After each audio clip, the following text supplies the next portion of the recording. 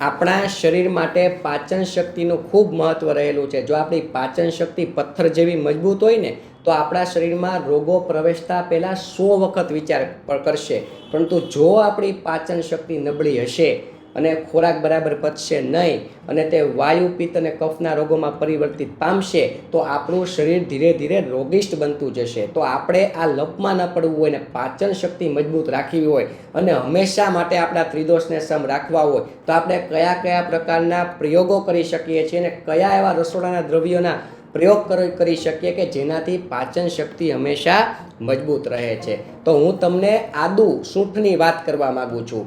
જે લોકોને શરીરમાં વાયુની તકલીફ રહેતી હોય અને કફની તકલીફ રહેતી હોય અને એની સાથે તમને લોકોને પાચન શક્તિ નબળી હોય તો તમારે આદુ અથવા સૂંઠને યાદ કરવું જોઈએ.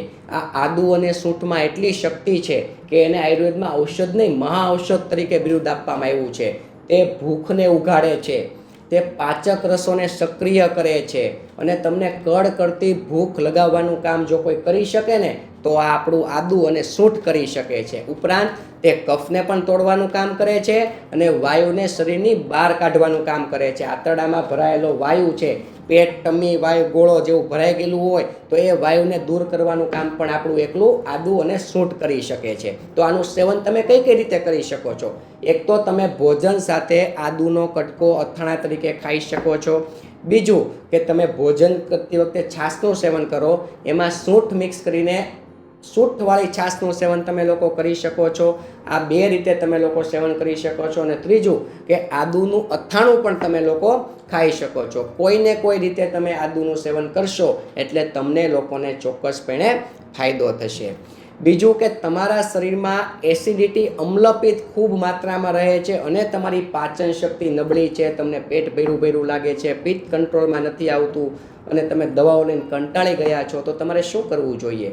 તો તમારે વરિયાળીને યાદ કરવી જોઈએ. વરિયાળી છે ને તે પાચન શક્તિને મજબૂત કરે છે, એમાં ફાઇબર સારી માત્રામાં છે, તમારા કબજિયાતને મટાડે છે. આ ઉપરાંત તમારા જે પાચક રસો છે ને એને સક્રિય તો કરે જ છે પરંતુ તમારા ભોજનને તે સરળતાથી પચાવી જાણે છે. અને ભોજન સરળતાથી પચાવી જાણે એટલે કાચા આમનું પાચન થઈ જાય અને તમારી ભૂખ છે તે ધીરે ધીરે ઉઘડે છે અને તમને કડકડતી ભૂખ લાગે અને તમારી પાચન શક્તિ છે તે ધીરે ધીરે મજબૂત થાય છે.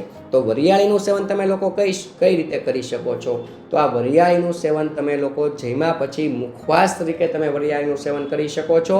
અને જે લોકોને ભયંકર માત્રામાં એસિડિટીની સમસ્યા રહેતી હોય એ લોકો વરિયાળીનું પાણી, સાકરમાં બનેલું વરિયાળીનું પાણી એનું સેવન કરશે તો પણ એનું પિત્ત છે તે ધીરે ધીરે ઓછું થઈ જશે અને વિકૃત પિત્ત શરીરની બહાર નીકળવાનું કામ કરશે. તો તમે વરિયાળીને યાદ કરજો. વરિયાળી આપણને આ રીતે ઉપયોગી સાબિત થઈ શકે છે.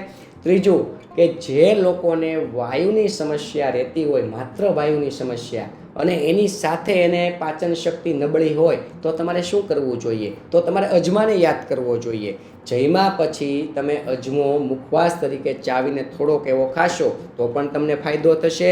અને અજમાને ક્રશ કરીને છાશમાં અજમો મિક્સ કરીને તમે અજમાવાળી છાશ પીશો તો પણ તમને ફાયદો થશે. અજમો શું કામ કરે છે? અજમો છે ને તમારા વાયુ દોષને શાંત કરવાનું કામ કરે છે અને વાયુને શરીરમાં કોઈ પણ સ્થળે વાયુ ભરાયેલો હોય એને બહાર કાઢવાનું કામ અજમો કરી શકે છે. તે સક્ષમ છે.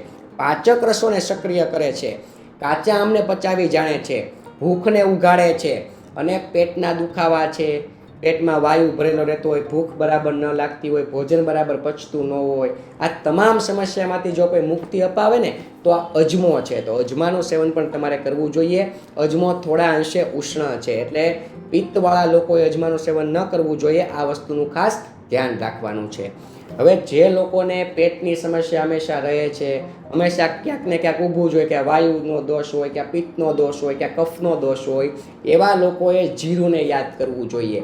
જીરું છે ને એમાં ફાઇબર સારી માત્રામાં રહેલું છે. જીરુંનો પહેલો પ્લસ પોઈન્ટ છે કે તમારા ભોજનને તે સરળતાથી પચાવી જાણે. બીજું, ફાઇબર હોવાથી તમને કબજિયાતની સમસ્યા થવા દેતું નથી. ત્રીજું કે તમારા ત્રિદોષને પણ સમ રાખે કારણ કે પાચન શક્તિને મજબૂત કરે એટલે ત્રિદોષને સમ રાખે. ચોથું કે તમને લોકોને જીરું છે ને તે વજને વધવાનું વજવા નથી દેતું. આ પણ એનો એક પ્લસ પોઈન્ટ છે. તો જીરુંનો પ્રયોગ કઈ રીતે કરી શકાય છે? તો જીરું છે ને એક તો રસોઈ બનાવતી વખતે જીરુંનો પ્રયોગ વધારી દેવો.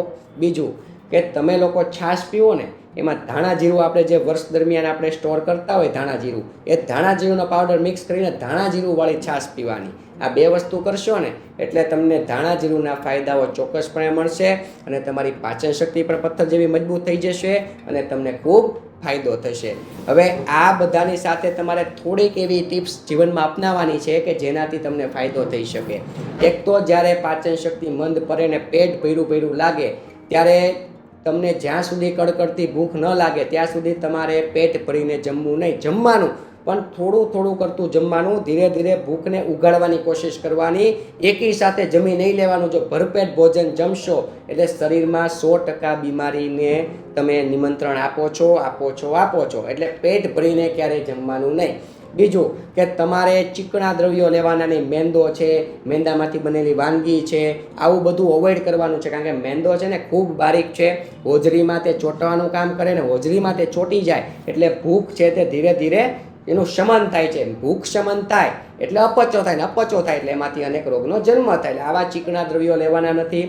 ઠંડા પીણા, કોલ્ડ ડ્રિંક્સ બને ત્યાં સુધી અવોઇડ જ કરવાના. કારણ કે હોજરીનો જે અદૃશ્ય અગ્નિ છે જે પાચન શક્તિ મજબૂત કરે છે, ભૂખને ઉગાડવાનું કામ કરે છે, એને તમે ઠંડા દ્રવ્યો આપો એટલે એનું શમન થઈ જાય. ને શમન થઈ જાય એટલે ભૂખ તમારી મરી જાય ને એમાંથી અનેક રોગોનો જન્મ થાય છે. એટલે તમારે આ પ્રકારના ઠંડા દ્રવ્યો અવોઇડ કરવાના છે. આઈસ્ક્રીમ છે કે પછી ગોલા છે, બરફના ઉનાળામાં મળે, આ બધું અવોઇડ કરવાનું છે. આ ઉપરાંત તમે લોકો જે દૂધનું સેવન કરો છો તમે દૂધનું સેવન કરી શકો છો, પરંતુ તમને પાચન શક્તિ મંદ હોય ને ત્યારે તમારે ગાયનું દૂધનું સેવન કરવાનું, ભેંસનું દૂધ નહીં. અને ગાયના દૂધમાં સૂંઠવાળું દૂધનું સેવન કરવાનું. એટલે તમને પાચન શક્તિ છે તે ધીરે ધીરે મજબૂત થશે. થોડુંક સવાર સાંજ થોડુંક ચાલવાની ટેવ પાડવાની છે. બપોરે તમે સૂતા હોય તો બપોરનું સૂવાની ટેવ છે તમારે અવોઇડ કરવાની છે. કારણ કે બપોરે સૂવાથી તમારા શરીરમાં કફ છે તે વધવાની શક્યતાઓ છે અને કફ વધે એટલે પાચન શક્તિ મંદ પડે અને પાચન શક્તિ મંદ પડે એટલે પેટના રોગો અને પાચન શક્તિ મંદ પડવાથી બીજા પણ નાના મોટા રોગોનો જન્મ થાય છે. એટલે તમારે બપોરે સૂવાની ટેવ પણ ન પાડવી જોઈએ.